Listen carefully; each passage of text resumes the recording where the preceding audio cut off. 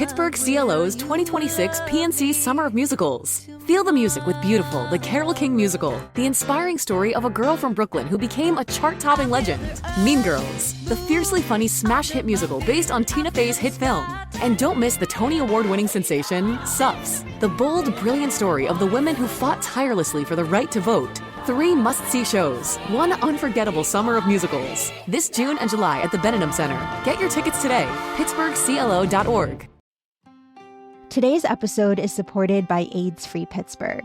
There are more than 5,000 people living with HIV in southwestern Pennsylvania, and the Ryan White HIV/AIDS program provides support services to help them get the care they need. That includes assistance with things like healthcare, medications, housing, transportation, food, and treatment for substance use disorders. Visit aidsfreepittsburgh.org to learn more.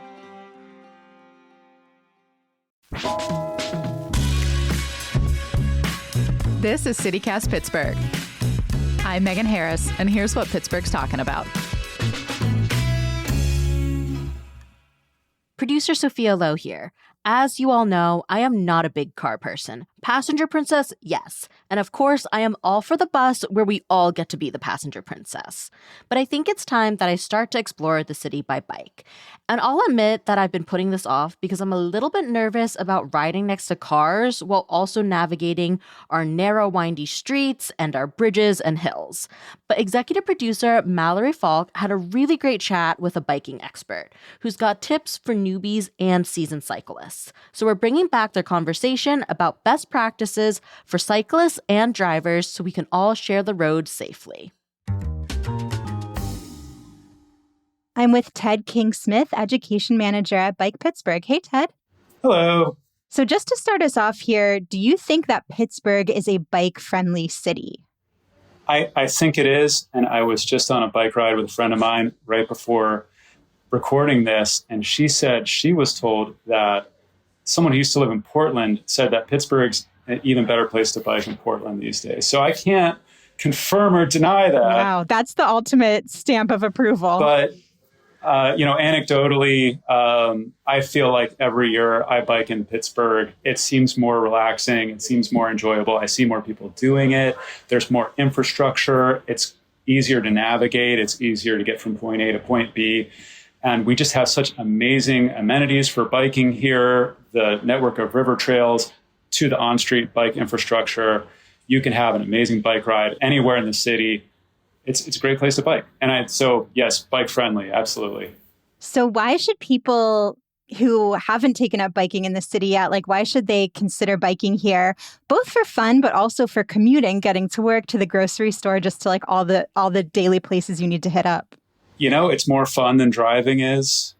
You get some exercise, you get your heart rate up a little bit, you get to breathe some fresh air, you get to see the sights, you get to smell the smells, you get to hear the sounds of the things around you. You can be really engaged with the world around you. If you see someone, if you see a friend on the side of the road, you can pull over and you can say hi, and chat for a little bit if you want. If you could stop in and grab a cup of coffee on your commute and pop back on your bike and keep going. You can stop by the grocery store on the way home, right? To me, once you bike commuted, you realize it's easier than you think it will be. It's more fun than you think it would have been. And it just opens up opportunities that something that is a chore, that's drudgery. Sometimes when you're driving, you're trying to find a parking space, or you're running late, or you're having to fill up your gas tank again. Right. When you're biking, you're freed from a lot of this stuff. It's in a lot of ways, it's a much more simple and a much more elegant and can be a less stressful way to get around. That stressful piece is interesting because I definitely have friends who have said it seems like such a nice way to take in the scenery and be in the fresh air, but the thought of riding alongside cars stresses me out, or I have no idea if I can actually make it up the hills here. The city has just such intense terrain. So what do you just say to people who are curious about biking, but are a little bit nervous to get on the road? Try it out on the weekend. Try it out with your friends. Just go for a casual bike ride without the stakes of having to arrive at work, and just test it out. See if it works. See how you feel on that hill, right? Often there's a route that's going to be less steep that will get you to the same place. Might be a little bit longer, and then you factor that in. Just, be easy on yourself, give yourself a lot of time, find a day with a good forecast to try it out. And if you like it, then figure out how you can work it into your routine and do it more often. Paying attention to what hill you might encounter makes a lot of sense. The first time I tried bike commuting here, I went up Stanton and realized that was very ambitious and I wasn't quite ready for a hill that steep yet. So that's very smart. But I'm curious, your recommendations for how to even go about planning your route. What resources should you use? Is Google Maps a reliable way to find the best route? How should people go about doing that? That's a great question. So I'll call out some of our resources at Bike Pittsburgh.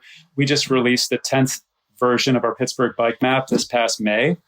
And that map shows where all of the on-street bike infrastructure is in the city. Also, crucially, it points out some places where there is not bike infrastructure, but are roads that you really might need to use to connect one neighborhood to another. So we call those cautionary bike routes. So we want people to know that you can use those roads. Really, you can use all the roads unless they're limited access highways. But we want people to be aware of places where they might need to use a little bit extra caution, and then show people where good bike infrastructure is so that they can really prioritize those routes when they're moving around. And looking at that map is a great way to do it. Google Map bicycling directions. Don't use the car directions if you're bicycling. Use the bicycling directions. Crucial advice here. But double check your Google Map directions with the Pittsburgh bike map. And just do a comparison and see, okay, Google might be sending me on the fastest route, but are they sending me on the route with the most bike infrastructure? If you want a more relaxed route, try and maybe go a block out of the way to find the on-street bike lanes, protected bike lanes. We have a type of infrastructure in Pittsburgh called a neighborway, which is like a traffic calmed back street. It's like an alleyway, but nicer. And those are amazing commuting thoroughfares in the city of Pittsburgh. So the Coral Street neighborway gets you across Friendship. The Reynolds Street neighborway gets you across Point Breeze instead of taking Penn Avenue. Actually, both of those streets avoid Penn Avenue. And then the last resource that I would point out is that we have a very active Reddit community around biking in Pittsburgh. So it's called Biking 412.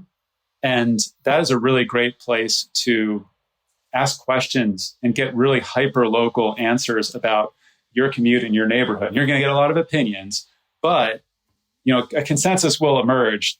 Usually people have figured out the best way through a certain neighborhood to get to, another neighborhood. And I think that's a really great resource to get some really tailored information just for you or for, where you live or where you're going. Yeah, that's great to know about, because it does seem like sometimes you'll be in one neighborhood that has really great bike infrastructure and then it just drops off and you're on your own. And so figuring out how to get across the city and not just from one side of the neighborhood to another can be tricky. And you might also find that the safest, best, most comfortable way to do that commute could be to take a bus for part of the commute. If it's a very long commute, every PRT bus has a rack for 2 bikes on it. So you might find that I used to commute to McKeesport, for instance, right? So I was biking to the busway and then I'd rack up my bike and I could take the bus. And then I was actually able to, if I felt up to it, I could ride the gap all the way back. So there are things you could do to be multimodal and get even further or make that commute as relaxing as possible. If somebody wants to get comfortable on their bike, are there any routes or neighborhoods in Pittsburgh you think are especially good for beginners, like somewhere with really good protected bike lanes, for example? I mean, I really think that the Forbes Ave protected bike lanes that were implemented across the Fern Hollow Bridge have made what used to be a fairly scary road to ride on into a very comfortable one. So you can bike, and this is a great place to practice climbing hills as well. It's a steady uphill, it's a steady downhill. It's all in a protected bike lane that gets you from Squirrel Hill to Regent Square and back. So, and it's straight. So I think that's a good road to connect you to the kind of original Pittsburgh bike lane, which is the Beechwood Boulevard bikeway. That's the OG? That's the OG, yeah. So the 3 original ones, we can call these all out too, because these are great places to bike, is the Beechwood Boulevard bikeway, the Riverview Park loop where there's bike lanes around the entire park, and then also the Highland Park loop. So I'd say all three of those are great places to just go out. And then another good option is the Negley Run Boulevard. Protected bike lane can take you from the East Liberty Boulevard bike lanes all the way down to the Washington Boulevard bike track, the Bud Harris cycling track. And then you can ride around that track too, which is a great place to just practice. And there's a large infield to practice too. Yeah, that's removed from all the traffic. Yeah. So there's a lot of great amenities. Today's episode is sponsored by the Frick Pittsburgh Museums and Gardens. If you want a taste of Paris right here in Pittsburgh, their next exhibition is perfect. French Modern's Matisse Renoir Degas is coming very soon. We're getting in work from really famous French artists, painters, and sculptors, folks like Cézanne and Rodin. And you don't need to be a dedicated student of art history to appreciate this work. Yes, they are legends now, but back in their day, these artists were considered radicals. And some really put a foundational mark on art movements that we still celebrate today. Things like realism, impressionism, cubism, surrealism, and more. I feel like it's easy to forget, but it's in part because of artists and masterworks like these that we think about Paris and Parisian culture the way we still do today. I, for one, am really excited to see this exhibition, maybe chase it with a stop by the Frick's little cafe and a stroll through the gardens. It's going to be so much fun. Look for French Modern's Matisse Renoir Degas at the Frick starting June 20th and get your tickets at thefrickpittsburgh.org. CityCast Pittsburgh is brought to you today by Quantum Theater. You know, I meet a lot of people that are trying to get into Pittsburgh's theater scene. They're trying a show here or there. I want to recommend Quantum. They've got a show coming up called The Tempest. Director Carla Booz has been involved in our art scene here for more than 30 years, and she is ending her time with Quantum on a high note. She is directing Shakespeare's The Tempest. It's this epic play that's all about power, revenge, forgiveness, transformation. And y'all, they found the perfect setting, the Carrie Blast Furnaces over in Rankin. If you have never been, it's like stepping back in time. And since Quantum is all about immersive experiences, I am betting the audience is going to get a unique taste of all that metal and machinery right there on the Mon. If you haven't checked out Quantum yet, now is your time. The Tempest opens July 17th and runs through August 23rd. Get your tickets today at quantumtheater.com/tempest. Now you've decided you're going to give this a try. You're going to get on the road. What are the main rules of the road? Like, do you need to follow the same rules that cars do? Are there times when you're more of a pedestrian? What's like the big overview that people should know? So that's a very good question, and something that there is a lot of misunderstanding about. What are the rules of the road regarding a bicycle? And there is actually a Pennsylvania State Bicycle Driver's Manual that PennDOT produces, or at least has produced, that you can find if you look it up online on the PennDOT website. But there is a vehicle code which governs bicycles, and essentially most of the same rules of the road for cars, bikes have to follow as well, with a couple exceptions. So for the most part, you're driving in the same direction as traffic. You're driving on the road. Not on the sidewalk, yeah. Not the sidewalk. But generally sidewalk riding is illegal in business districts where it's indicated. But outside of that, it's a gray area. It's legal. But importantly, you have a right to the road.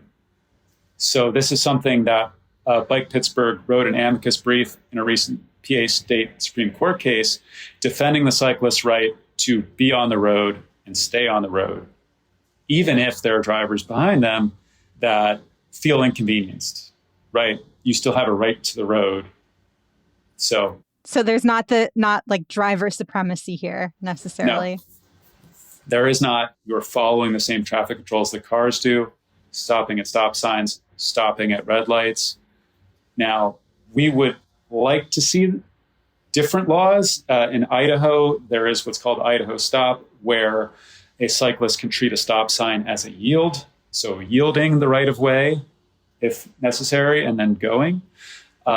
Treating red lights as stop signs. So stopping, and then if you have the right of way because the intersection is clear, you can continue. Which I think a lot of people kind of do informally here, even if it's not legal. Correct. It is not legal. You can get ticketed for running a red light, for running a stop sign.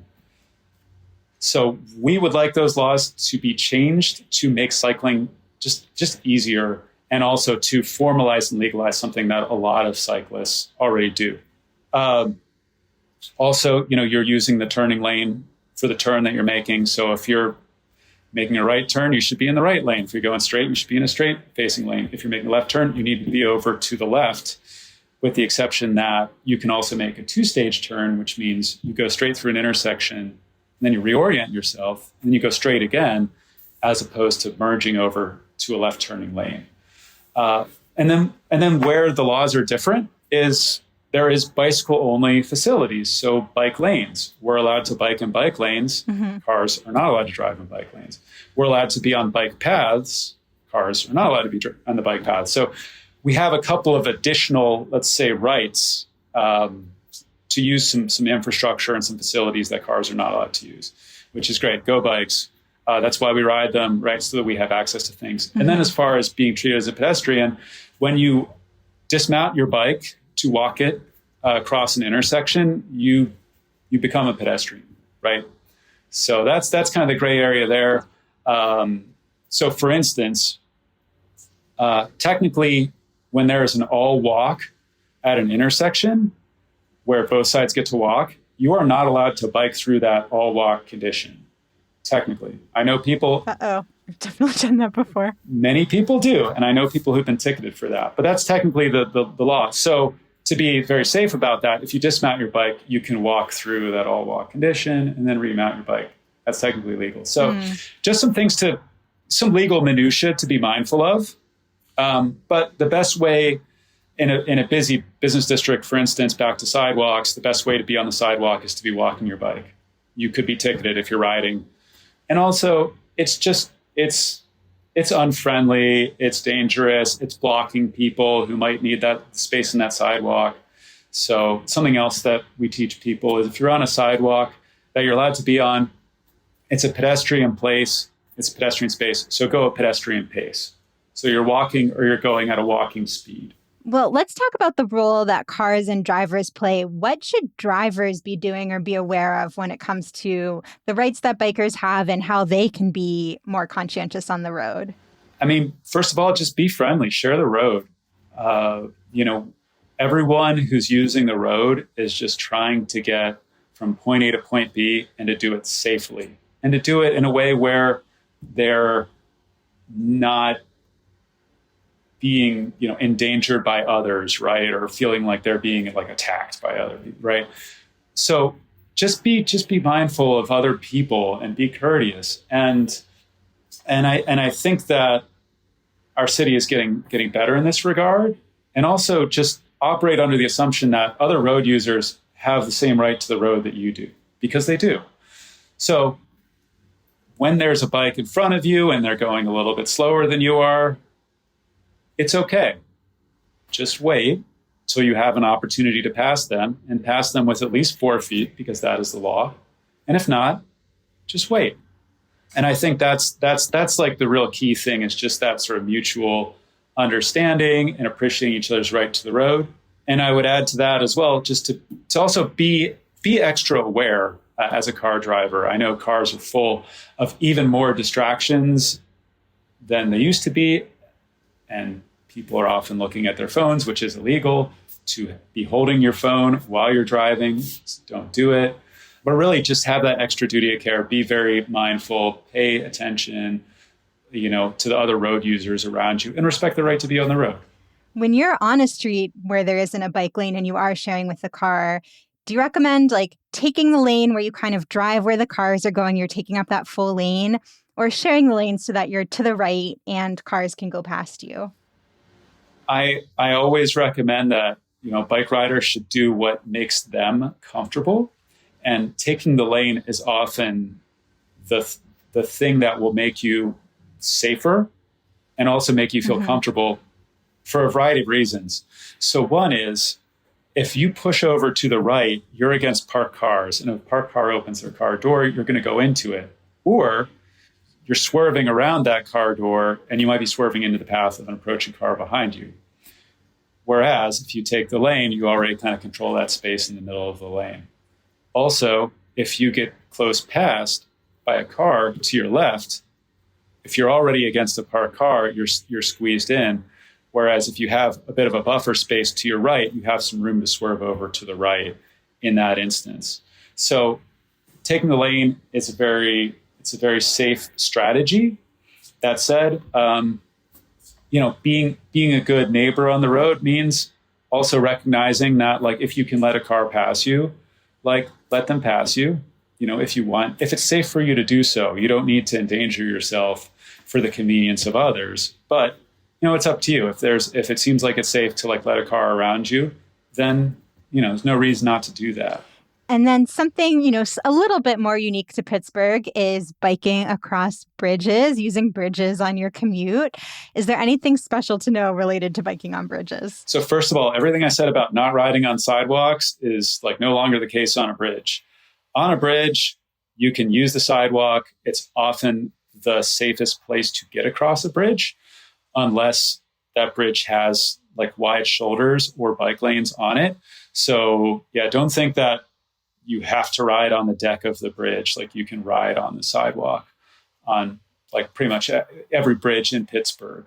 So for many of our bridges, 40th Street Bridge, which is right by us in Lawrenceville, that's a really good bridge to take the sidewalk on. 31st Street Bridge is a good bridge to do that. 16th Street Bridge, and so on and so forth. And then the last bridge I'm going to call out that we're really excited about is the Davis Ave Bridge, which was installed last winter, I believe. And that is a bike and pedestrian only bridge, and it's beautiful. And really hats off to the city of Pittsburgh for creating such a nice amenity just for pedestrians and bike riders. Yeah, I really hope to see more of that in the city. Me too. Is there anything else you think it's important for people to know in order to be, conscientious bikers and stay safe on the road? Wear a helmet. So as an adult, there is no law in Pennsylvania that says you have to wear a helmet. Huh. If you're over, I think it's over 12 years of age, technically you don't have to wear a helmet, but you still have a brain that's very vulnerable in your head. You should protect yourself. And it's a very easy thing that you can do, which will make an enormous difference. So, and there's some very fashionable ones absolutely. Now. They're fashionable. They're aerodynamic. Sometimes they can suck the air in ways that'll cool your head off better than, like, not wearing a helmet can. So they say. So, but I would highly recommend it. Bike Pittsburgh will give you a free helmet at our Operation Illumination events. Those happen a couple times a year. So stay tuned to the Bike Pittsburgh social media for more information about that. And also, we're giving out bike lights, and that's something else you need.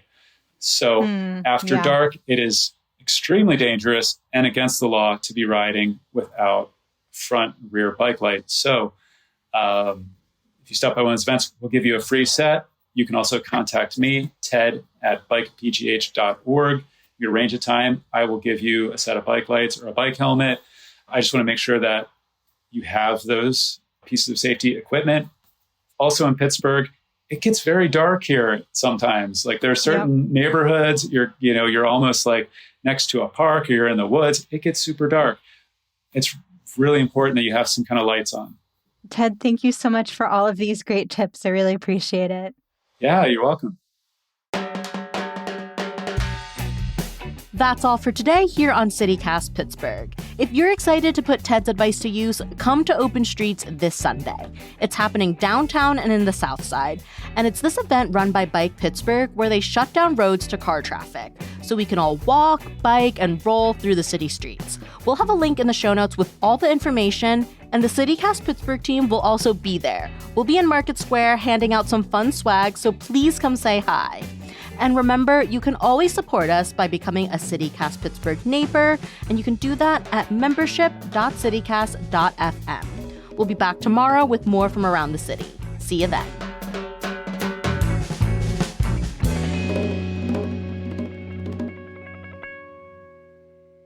I think I'm always nervous about holding up the bus, annoying people with the time it takes me to kind of maneuver that bike rack. It's fine. People can deal.